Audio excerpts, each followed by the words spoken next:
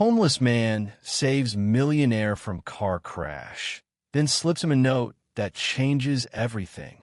Vivian Carter, 45, lived a life that was meticulously curated, a life that gleamed on the surface like a perfectly polished diamond. She was the CEO of Haute Couture, a high-end fashion brand she had built from the ground up, transforming it from a small boutique on Melrose Avenue into an international empire. Her face graced the covers of magazines. Her name was synonymous with style and sophistication, and her Instagram feed was a carefully crafted tapestry of glamorous events, exotic vacations, and designer clothes. But beneath the flawless facade, Vivian's life felt precariously balanced, as if she were constantly walking on a razor's edge. Her success had come at a price: long hours, relentless pressure, and a gnawing sense of loneliness that no amount of champagne or applause could erase. Her marriage to a successful financier had ended in a quiet but acrimonious divorce 5 years earlier, leaving her with a substantial settlement but an empty heart.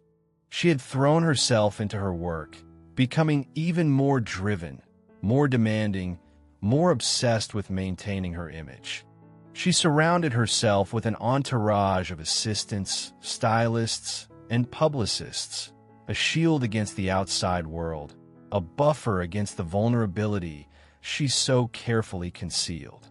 On this particular evening, a rare Los Angeles downpour was lashing against the windows of her Bentley as she navigated the winding roads of the Hollywood Hills. She was returning from charity gala, a tedious affair filled with air kisses, forced smiles, and the constant pressure to be on, to project the image of effortless perfection that her brand demanded. She was tired, emotionally drained, and feeling a familiar pang of emptiness.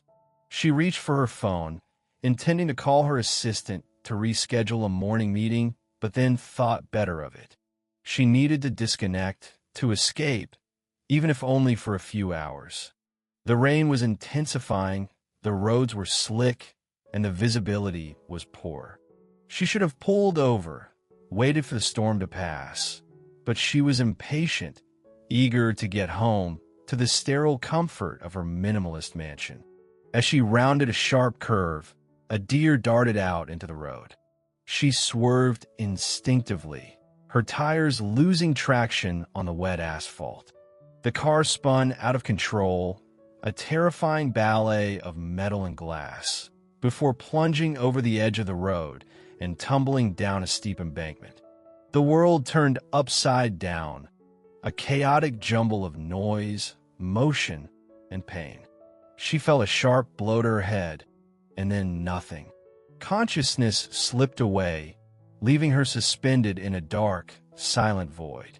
The razor's edge, which she had so carefully navigated for so long, had finally cut her, plunging her into the unknown, into a darkness that held both danger and the unexpected possibility of redemption.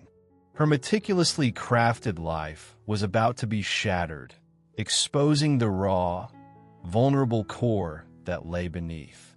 The rain hammered down, a relentless drumming against the mangled wreckage of the Bentley. The car lay on its side, halfway down the embankment, its headlights illuminating a small section of the muddy slope. Smoke was beginning to curl from the engine, an ominous sign of impending disaster. From the shadows of a nearby underpass, a figure emerged, drawn by the sound of the crash.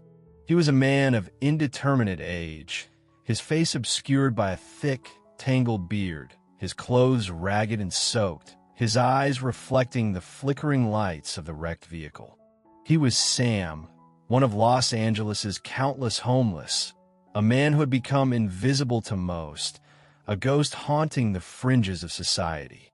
He had been seeking shelter from the storm under the bridge, trying to find a dry spot to sleep, when he had heard the screech of tires, the sickening crunch of metal, and the shattering of glass.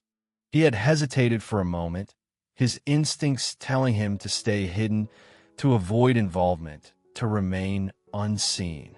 But something, perhaps a flicker of compassion, perhaps a remnant of his former self, perhaps a simple human impulse to help propel them forward. He scrambled down the embankment, his bare feet slipping on the wet mud, his body moving with a surprising agility and strength. He reached the car, his eyes quickly assessing the situation. The driver, a woman, was slumped over the steering wheel, unconscious, her face bleeding. The smell of gasoline was strong, the threat of fire imminent. He tried the door, but it was jammed, twisted, and mangled by the impact. He looked around frantically, searching for something to break the window. He spotted a large rock, half buried in the mud. He heaved it up, his muscles straining with the effort, and smashed it against the driver's side window. The glass shattered, showering the interior with fragments. He reached inside, carefully avoiding the jagged edges, and unbuckled the woman's seatbelt. He then gently pulled her out of the wreckage, his arms surprisingly strong, his movements careful and deliberate. He dragged her away from the car, up the embankment, towards the relative safety of the road. As he reached the top, he heard a loud explosion. He turned to see the Bentley engulfed in flames, a fiery spectacle against the dark, rainy night. He laid the woman down gently on the wet pavement, checking her pulse, her breathing. She was alive, but barely. He knew he needed to get help, but he was reluctant to leave her, to expose himself to the scrutiny of the authorities.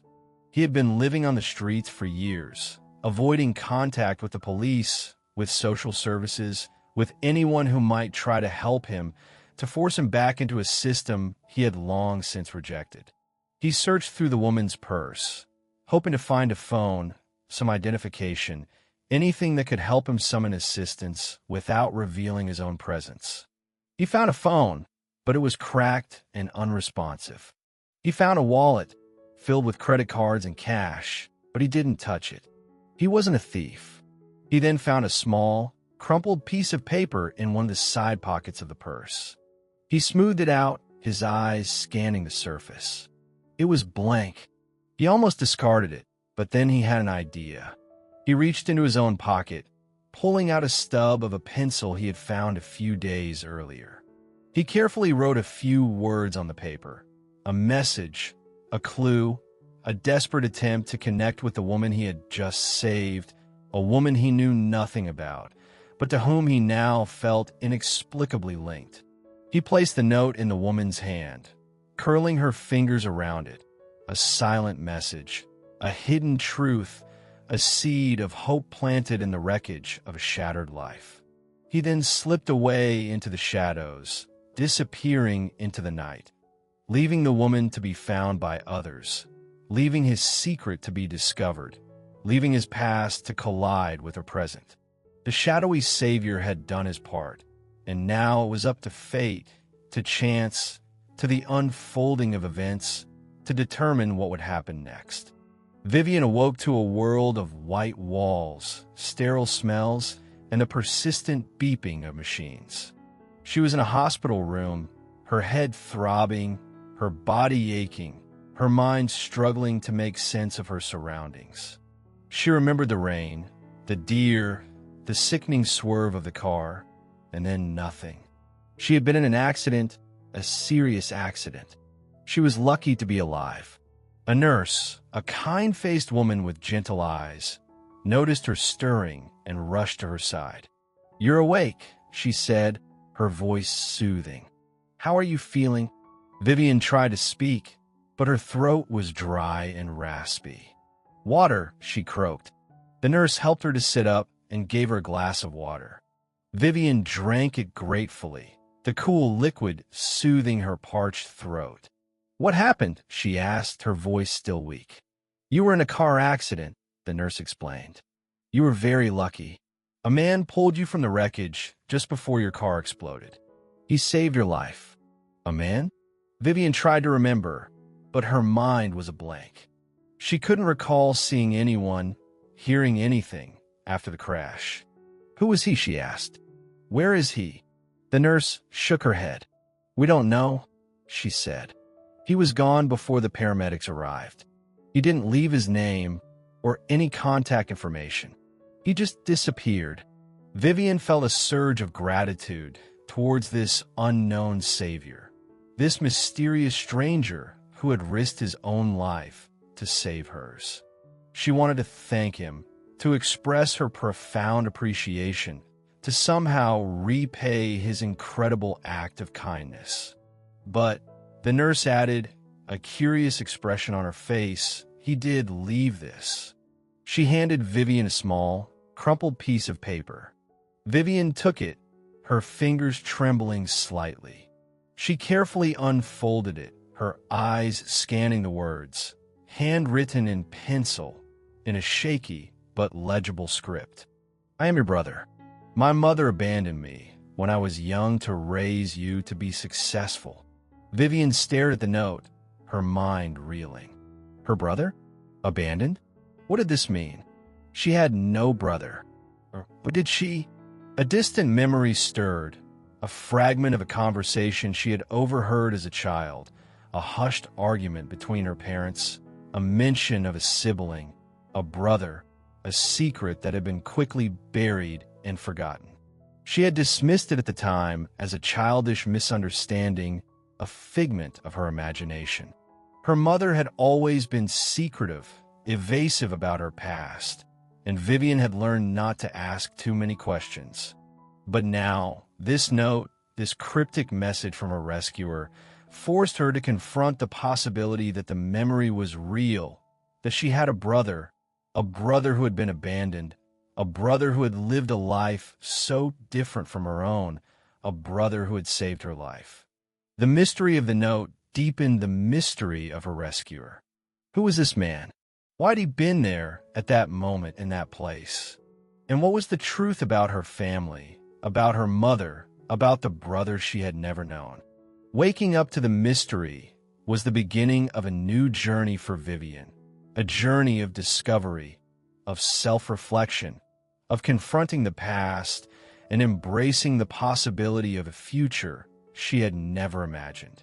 The crumpled piece of paper had become a map, a guide, a challenge to unravel the secrets of her family and to find the man who had saved her life, the man who claimed to be her brother.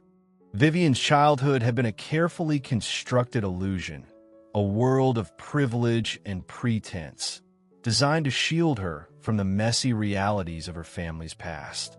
Her mother, Eleanor, had been the architect of this illusion, a woman of steely determination, unwavering ambition, and a deep-seated need for control. Eleanor had come from humble beginnings, a small town in the Midwest, a life of hardship and limited opportunities. She had escaped that life through her beauty, her charm, and her ruthless ambition. She had married Vivian's father, a wealthy businessman from a prominent Boston family, a man who had offered her the social status and financial security she craved.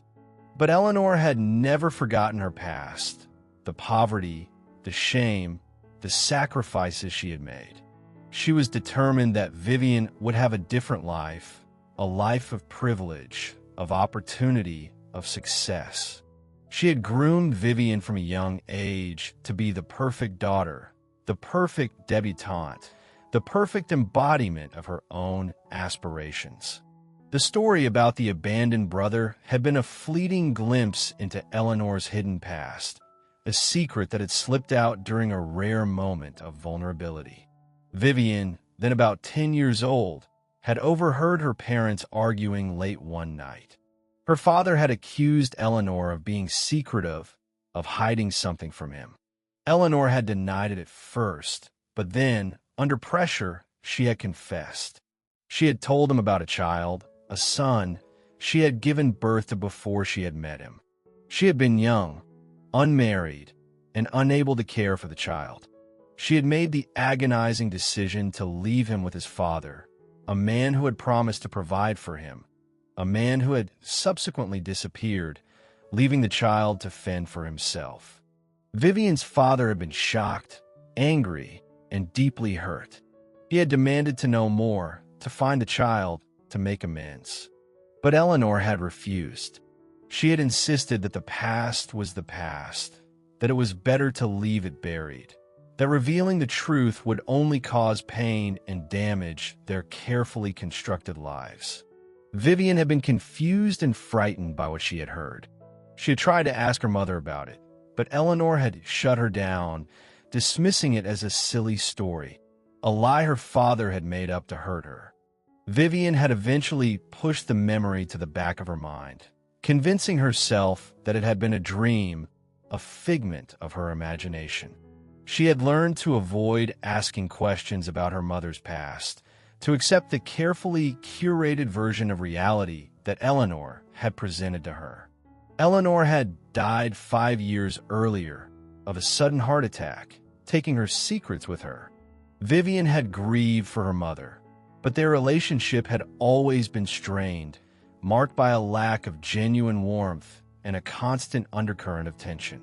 Now, the note from her rescuer, the claim that he was her brother, had forced Vivian to confront the truth, to question everything she had ever believed about her family, about her mother, about herself. The mother's secret was a Pandora's box, a container of hidden truths, painful memories, and unresolved conflicts. Opening it would be difficult, emotionally challenging, but it was also necessary. Vivian needed to know the truth to understand her past, to find her brother, and to perhaps finally understand the complex, enigmatic woman who had been her mother.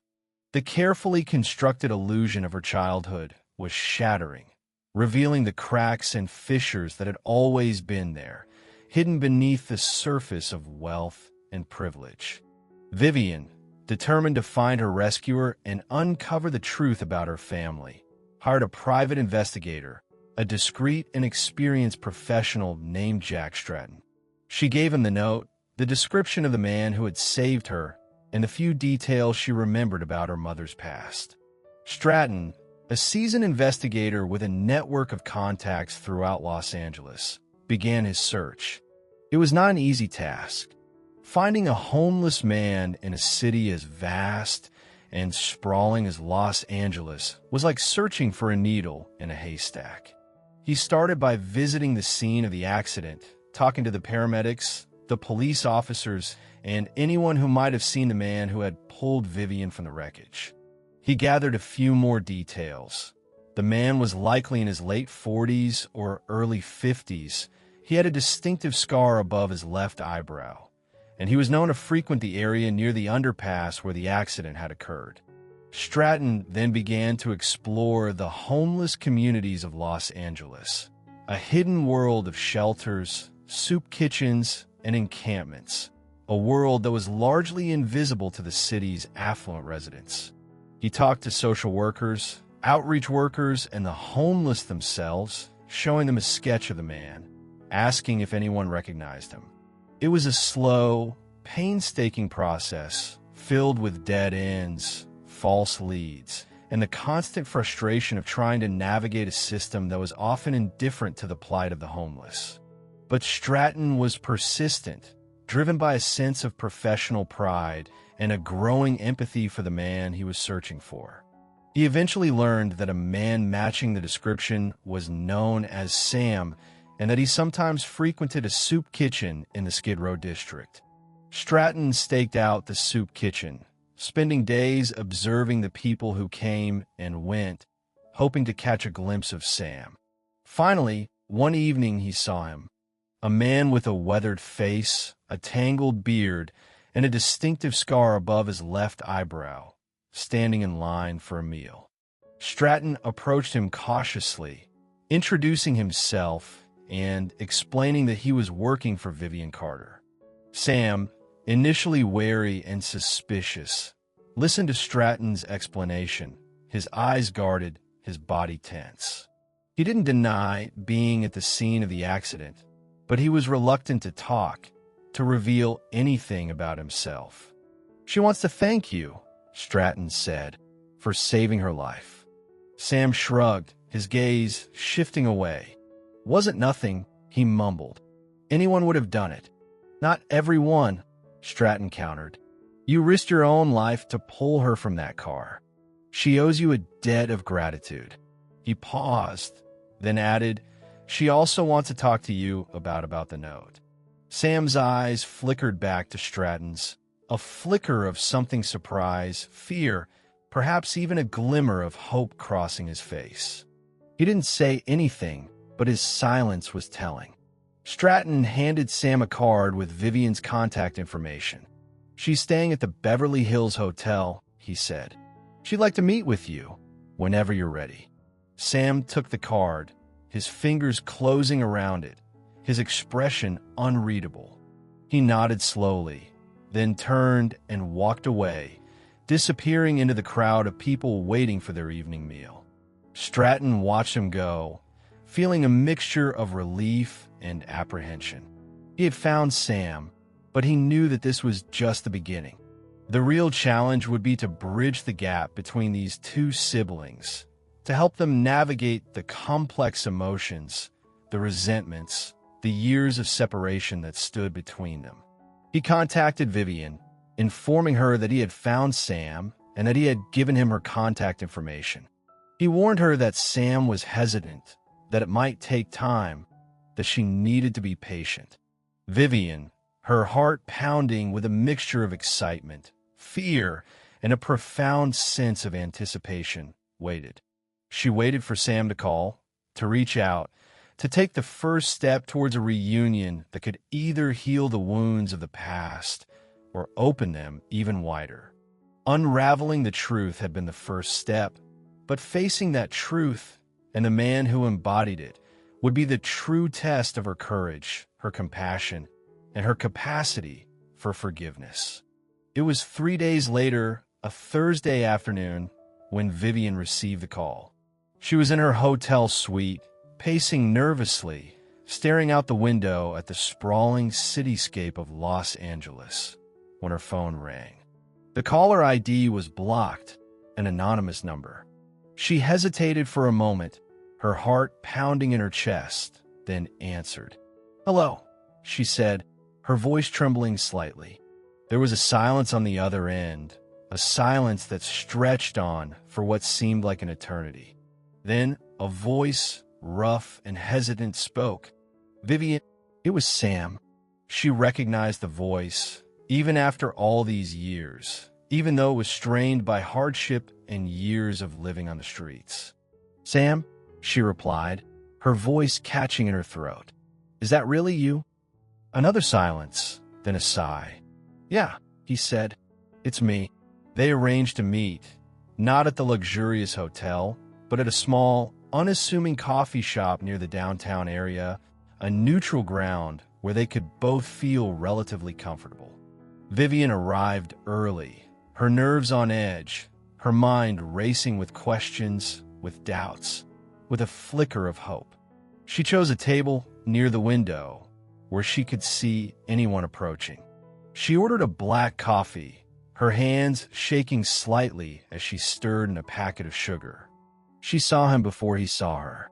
He was standing outside the coffee shop, looking hesitant, almost as if he were about to turn and walk away. He was thinner than she remembered, his face weathered and lined, his clothes worn and faded. But his eyes, those piercing blue eyes, were unmistakable. They were the same eyes that stared back at her from the mirror every morning. He saw her then, his gaze locking with hers.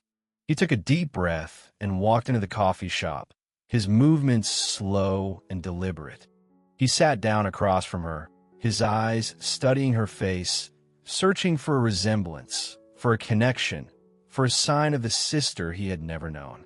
"You look like her," he said, his voice raspy, his words halting. "Like our mother." Vivian nodded, her throat tightening with emotion. "And you look like the picture I saw, the one the detective showed me."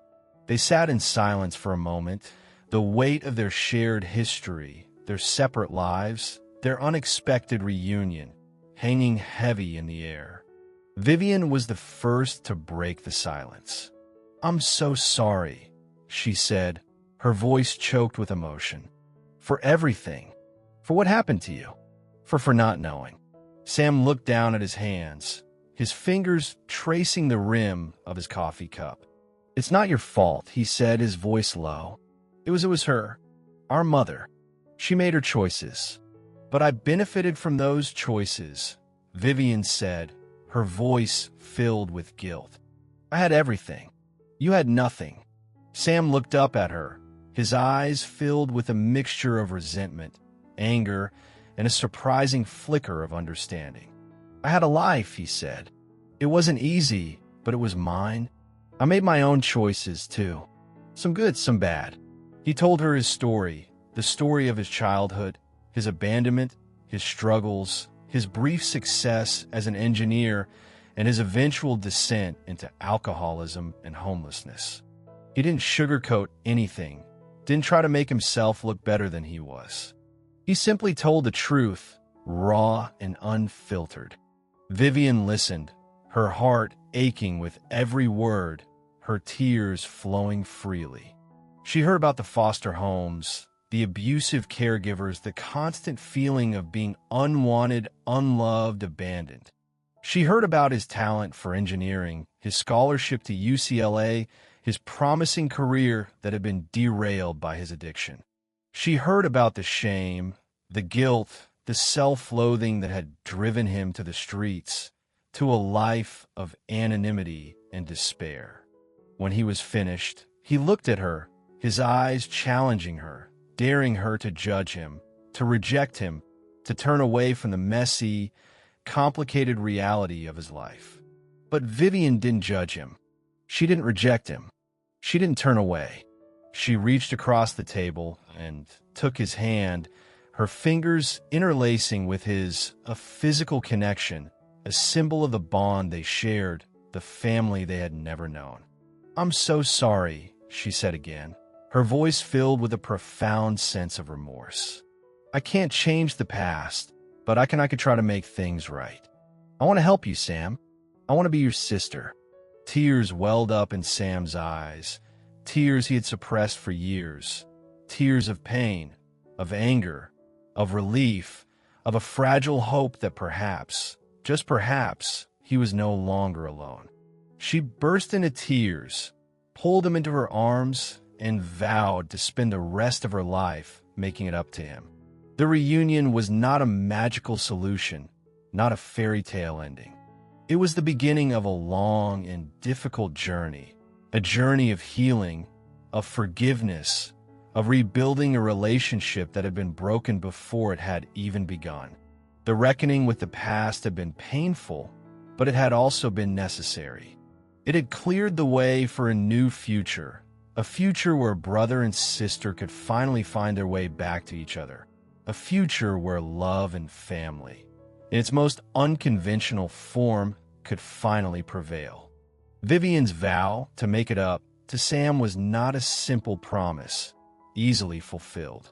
It was a commitment to a long, arduous, and often frustrating process of recovery and reconciliation. The first step was addressing Sam's alcoholism.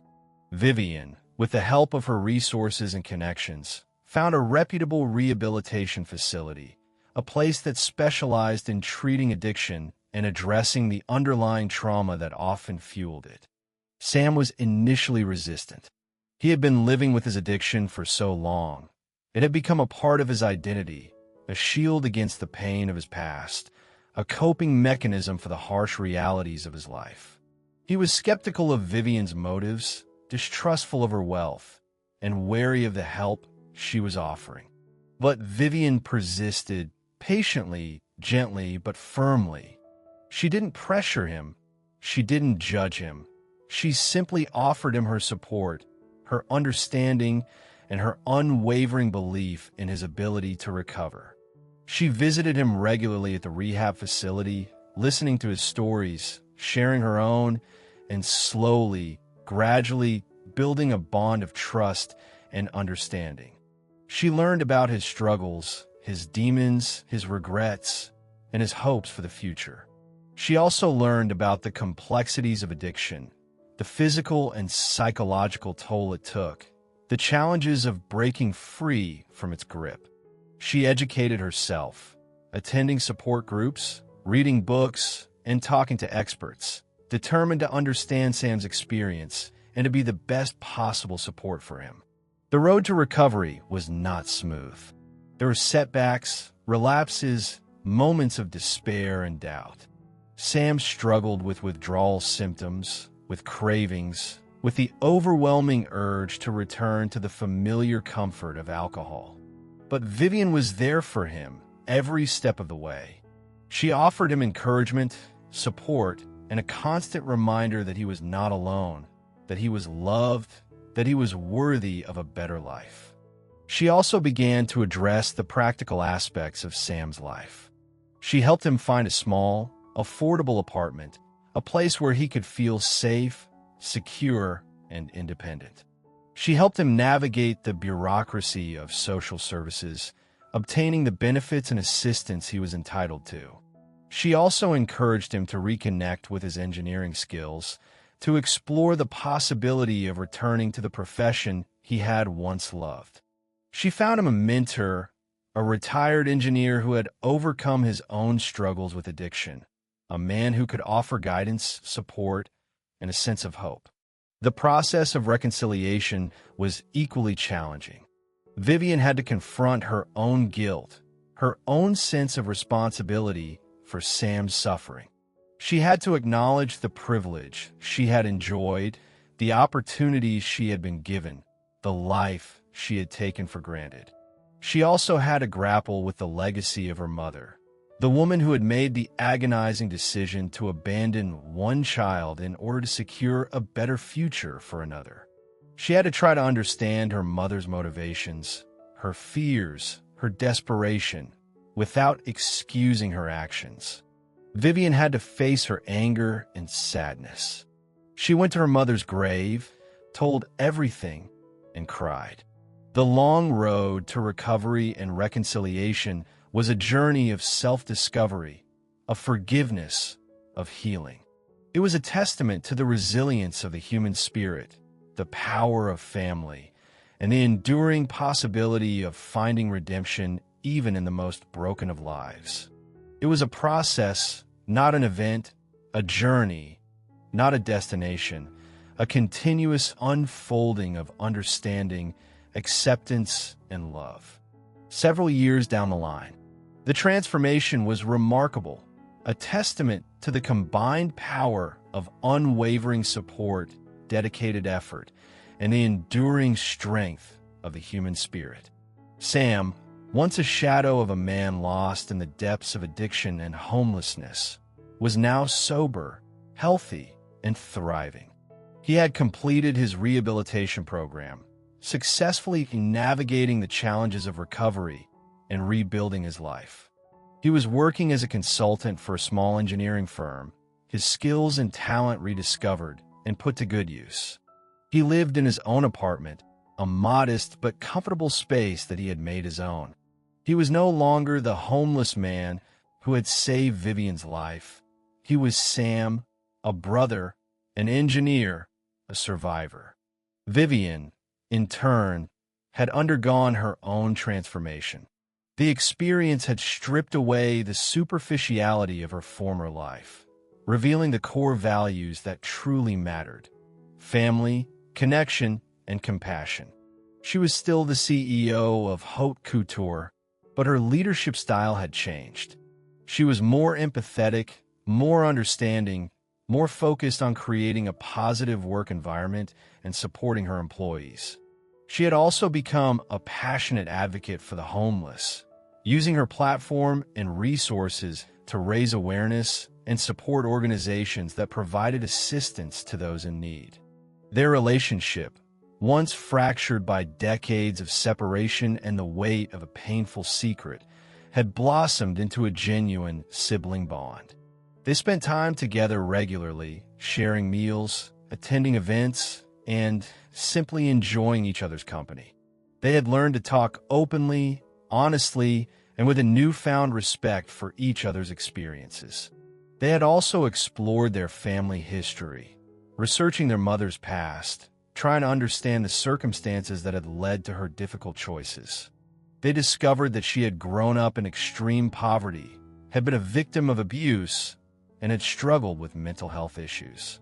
They didn't excuse her actions, but they gained a deeper understanding of the complexities of her life, the challenges she had faced, and the limited options she had believed were available to her. Sam also gradually connected with other members of Vivian's extended family. While initially hesitant, he was welcomed with open arms, particularly by Vivian's cousins who were closer to his age. It wasn't a perfect, seamless integration, but it was a start, a process of building new connections and creating a larger sense of family. Vivian supports Sam to find his own happiness. Finally, Sam had a girlfriend who was a volunteer in hospital. The new family they had created was unconventional, a blend of blood ties and chosen connections, a testament to the resilience of the human heart and the enduring power of forgiveness. It was a family built not on perfection, but on acceptance, on understanding, and on a shared commitment to supporting each other's journeys. The rainy night in Los Angeles, the car crash, the note, and the rescue had been a catalyst for profound change, a turning point in both of their lives.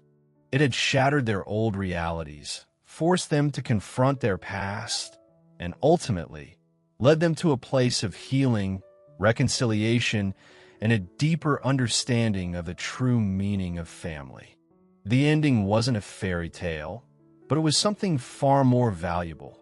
It was real, it was earned, and it was a testament to the enduring power of hope, even in the face of the most challenging of circumstances. The homeless man hadn't just saved a millionaire. He had found a sister, and she had found a brother, and together they had found a new definition of family.